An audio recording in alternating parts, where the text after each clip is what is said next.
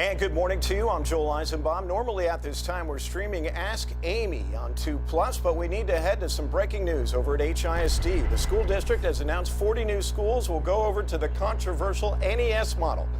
Here's Superintendent Mike Miles. Does anybody need the mic up here? Recording? Okay. You put it up here. Anybody else? All right. Hi, everybody. We're here, and this morning I did principals training. We do this once a month. So the principals from the 274 schools most of them are in the other room, and we did training on a variety of things, and also talked about the ratings that came out today. So we've been talking about the ratings since June. And in the latest iteration, my team, headed by Dr. Matney, took the raw data from TEA and then the methodology that TEA uses to calculate the ratings. We got some technical assistance from the state, and then our team put together the ratings. So we feel pretty confident about its accuracy. And as you know, our achievement has been declining, so we have 113 D and F campuses that are not specialty campuses like DAEP or online campus or early childhood centers. Of that number, many of them are already in the NES system, the new education school system. So what we've done is we've taken the 20 F schools that are not already NES, and we've identified them, and they've been told today that they will be in the NES system starting in the 24-25 school year. That's 20 F schools and 6 D schools. 26 schools that are already not in already the NES school system. So that's 26 schools, and then we identified another 24 campuses that are D-rated campuses, Delta, D-rated campuses that are mid to high D, and they will have the opportunity to join the NES system where we provide a lot more supports. And let me just hold on that for just a moment and say the NES schools are designed to close achievement gaps and to differentiate the instruction and prepare kids for the year 2035, mostly because of the additional supports that they receive. Those schools receive teacher apprentices, learning coaches, they have curriculum identified and prepared for them, they have copy clerks, they have higher salaries, they have the instructional model, we call LSAE model, that helps differentiate the instruction for kids. They have a lot of supervision and supports with regard to that, a lot of coaching, and so they have additional courses we call dyad courses like martial arts or photography or graphic design or dance. So there's a lot of supports that go with NES. They also don't have the same budgetary restraints. We control the budget, so we provide for the staff that they need. So 26 schools, to summarize, will be NES schools next year, additional NES schools. And then out of the 24 D schools, they can opt in, but of that group, we'll only select up to 14. So up to 40 additional NES schools next year. There are 85 now, so that would bring the max to 125. To my left, we have Leela Walsh, our Chief of Communications. Just talked to principals this morning, and who are in that category of opt-in, and some people are already already planning to opt in, and so you have a couple principals on my left, so feel free to ask them questions too. But at this point, I will open it up for questions. You want to handle that? Let me know if I give you a question. Some.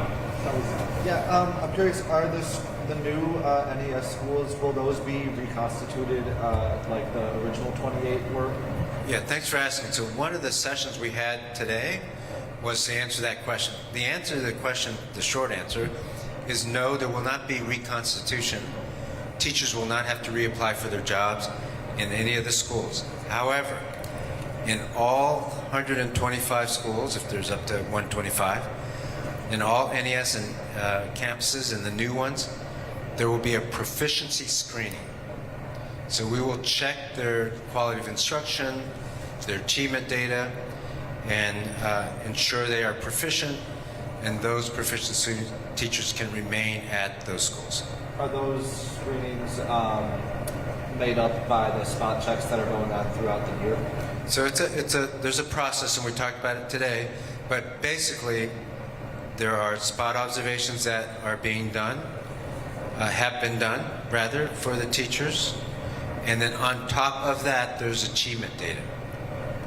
And so a combination of those two, and also a domain 4, I know that's technical, but part of the T-test evaluation, one domain, is also going to be scored by the principal.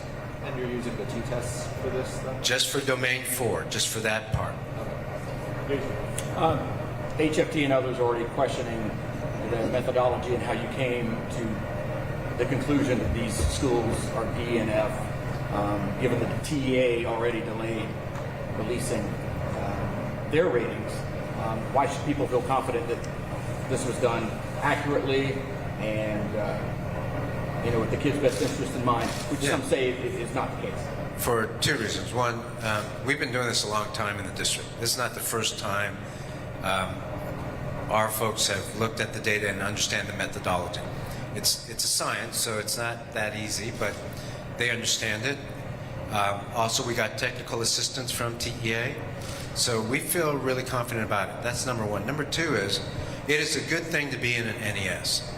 We are improving scores in NES, yes, it's only one data set, but those show that NES is doing well by our kids. So whether it's accurate or not, this is the best instructional methodology for kids who are behind, for kids who are underserved. So whether there is a rating or not, when we know that kids are not achieving at the proficiency level that they are, then the best thing to do is provide high quality instruction, provide greater supports, provide on-the-job feedback, provide high quality instructional materials, provide other things for kids to do and expand their experiences, which is all part of NES. That's the reason. I wanted to follow up on that question. Do you know what it is about the new methodology that might have caused, or which domains might have caused some schools to drop from A's all the way to F's, as we've seen? Yeah, I think there's a couple things, but I don't want to get too technical here. And TEA can explain it better than I can. It is clear, though, just to be transparent, the bar has raised a little bit on the STAR exam, and there's also some minor changes to how they calculate college, career, military readiness score. So that's the case. The other thing to remember, though, the broader context is this: our achievement has been declining. We don't need the STAR ratings to tell that. Children at Risk said the same thing yesterday, right? So it's not a secret that our achievement has been declining and that we have not recovered from COVID. So the fact that we have to do more and provide more supports makes a whole bunch of sense. Any other questions? Quick question. You talk about these communities, vulnerable kids, and that are the most affected in these schools. So what are the implications for the parents, for the teachers, and for the students to implement this program? Yeah, it doesn't look that much different for a parent, except that the schools are open at 6:30. But the implications are kids who attend the NES schools get more supports, get more experiences. Beyond the elective that they have this DIAD program. They get, Higher quality instructional materials, they receive those. So we keep the expectations high. We talked about it today with the principals. They can expect raised expectations and us and the kids rising to that level of expectation. That's what happened in the NWA MAP assessments and in the NES schools this first semester. Expectations were raised, and you see that when teachers and kids have expectations raised, they rise to that level of expectation. Do you have a time frame when we're going to see the results implementing this program? Yes, so we've already given some results on the NWA, and it's not just about the testing. We have information about the quality of instruction. We have information about the decreasing discipline problems in these schools. We have information about staff attendance. High absenteeism has been cut in half by 53% in the first semester. That's a good thing. We have information about how the teachers are doing on these spot observations, and we have data for the first time. Again, I'm going to say, I always say it, like, we have a long way to go. Nobody's saying that we're done. So at the end of the year, you're going to get even more data around the NES programs, and obviously when the STAR data comes out, you'll get that as well. But it's not just about STAR data. It's not just about these ratings. It's about the quality of instruction, and it's about the achievement of our kids. And we have with us 4 principals of schools that will be joining NES. I think they'd like to share a few remarks. If you want to go to pass the microphone to step right up to the podium. So, Good morning. I'm Wendy Pineda, principal at South Maid Elementary. Good morning. My name is Joshua Dawson. I'm the principal at Wesley Elementary. Good morning. I am Carol Galindo, the proud principal of Fawnville Middle School. Good morning. I'm the principal at Northside High School, Victor Garcia. I'd be happy to take any questions that you have. Some may question, your complete candidness here, but do you have any reservations whatsoever about joining NES? I had skepticism, if I can just be honest. But when I saw the model, I've been to a couple of schools. I'd never done on-the-spot coaching before in my life. I'll just be honest. I've been administrator for about 5 years. I've always been in schools in the inner city, lower socioeconomic areas, and I've had to build on teachers' expertise, their best practices, so on and so forth, but I always waited till after. So when the on-the-spot coaching model came, and I was able to actually get in and get into classes and build culture with my teachers and actually coach them on the spot to say, let's do this, let's do that, and to see that turnaround like immediately, that's what really, really drove me to, okay, this model is starting to work. Now, on the flip side, yesterday I had about maybe 3 or 4 people out. I want high quality instruction in my classrooms every single day. With my model not being NES, I didn't have any high quality teachers to take on that. I really admire the staffing model of having more bodies, high quality instructors on campus to fill in when that happens, because I just don't believe scholars should ever be without high quality instruction. So that's what's that's what's driven me to this model is what needs to happen. I want to see my scholars make it, and I want to see that they have a high quality instructor in their classrooms every single day, and I want to build that culture of excellence. Just to be clear, these are principals who are not in NES right now. They're considering being in NES. Is that correct? They are joining. They're joining. So they're not NES today. Right. Good. How do you feel about joining? Well, we are considered. We are excited. We're excited about the support that we, like my fellow colleague mentioned, about the support, the additional support that we're going to be receiving, as well as the resources, and then the structure and the systems for not only for our students, but for our parents and for teachers as well. So it's a win-win situation for everybody. Our parents do get to our campus at South Maid at 7 a.m. We have a big amount of parents at 7 a.m. p.m. So the extended hours as well, it's going to help a lot of our families. And as well, with the resources that we're going to have and the systems that the NES model already brings to the district. So we're excited if we are chosen to be part of the NES model. Same question. Yeah, I'm not sure which one of you would be best to answer this. I was at an elementary school this morning that's going to be NES next year with a large immigrant and emerging bilingual population, and almost all of the parents that I spoke with didn't even know what the NES system was. So how do you plan on communicating, what next year is going to look like to families, who may not speak English or may not, be in the loop for whatever reason? Yes. Well, my benefit is that yo hablo español, entonces la comunicación para los papás van a hacer una explicación de qué es lo que trae el programa de NES. So part of my communication with my parents will be letting them know what the NES program brings into the campus. I'm currently in Farmville, and we're already running some of the practices from NES, which I've seen the benefit, especially with our data and our discipline as well.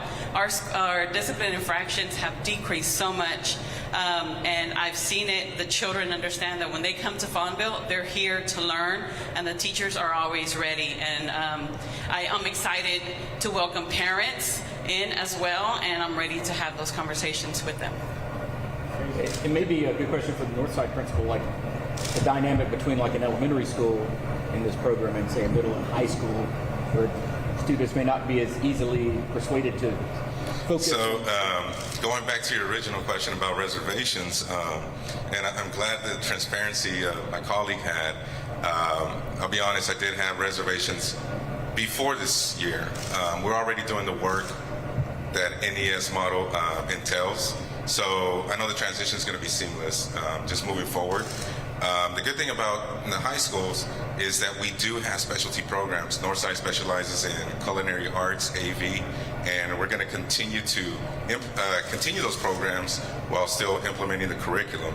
I'm really excited about the Art of Thinking curriculum because we need to prepare our students for critical thinking and problem-solving skills that they encounter in the real world once they hit the job market. Mr. Miles? Yeah, go ahead. Talk to us about a little bit about the input that you guys need from the parents, especially to build a new calendar for the students. I know there are options, and you guys need the input from the parents. Yeah, so we're looking at two pieces of input right now. One is the calendar, and you probably know that we presented 4 different versions to the DAC, the District Accountability Committee. And the DAC has been looking at that, and they tweaked it and changed it, a little bit, and then presented 2 versions, version A and version B, and we placed that on the website so that parents can give input. So right now, if you go on the website today, there's 2 versions of the calendar. We're waiting to get the input from that, and then I'm going to take that input, choose one version, tweak that version based on the input, and give it to the board to see if the board will pass it. It's, in the end of the day, it's a board decision, and they will either approve it or not approve it on February 8th. The second set that you just mentioned about parental input with regard to the NES campuses, especially the ones that have an opt-in, we want the principals to make sure they survey their parents, that they work with their SDMC, site shared decision-making committees, but especially their teachers. They got to talk to their teachers to see if the teachers want to be part of this NES structure. So that's the sort of input we'll be looking for. Any other question? We're good? All right, thank you, everybody.